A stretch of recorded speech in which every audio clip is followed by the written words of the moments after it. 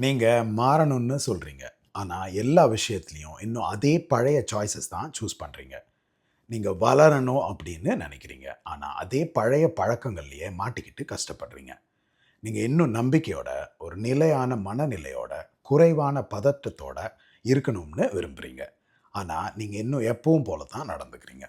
இதுதான் முக்கியமான பிரச்சனை. டைம் ஆக ஆக மாற்றம் தானா வராது. அது உங்க ஆக்ஷன்ஸ் மூலமா தான் வரும். தொடர்ந்து நீங்க பண்ற பிராக்டிஸ்ல தான் மாற்றம் வரும்.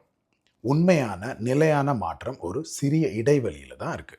அதாவது ஒரு ஸ்டிமுலஸ் அதாவது ஒரு நிகழ்வுக்கும், அதுக்கு நீங்க குடுக்குற ரியாக்ஷன் அதாவது ரெஸ்பான்ஸுக்கும் நடுவுல இருக்கிற அந்த பாஸ்ல தான் நீங்க எதிர்பார்த்து காத்திருக்கிற மாற்றம் இருக்கு. அந்த சமயத்துல நீங்க புதுசா ஒரு ரியாக்ஷன் குடுக்கலாம். அல்லது மீண்டும் பழைய மாதிரி ரியாக்ட் பண்ணலாம். உண்மைய சொல்லணும்னா, நீங்க நெனைக்கிற வாழ்க்கை, நீங்க ஆகணும்னு ஆசைப்படுற உங்களோட அந்த பெஸ்ட் வெர்ஷன் அது எல்லாமே ஒவ்வொரு சூழ்நிலையிலயும் நின்னு நிதானமா நீங்க குடுக்குற ரியாக்ஷன்ல தான் இருக்கு. நீங்க எதிர்பார்க்கிற அந்த மாற்றத்துக்கு பெர்ஃபெக்ட் சூழ்நிலை அவசியம் இல்ல. நீங்க ஃபுல் கான்ஃபிடன்ஸா இருக்கணும்னு கூட அவசியம் இல்ல. உங்களுக்கு தேவை கமிட்மெண்ட். நீங்க யாரா ஆகணும்னு நினைக்கிறீங்களோ, அந்த மனிதன் ஆவறதுக்கான கமிட்மெண்ட்.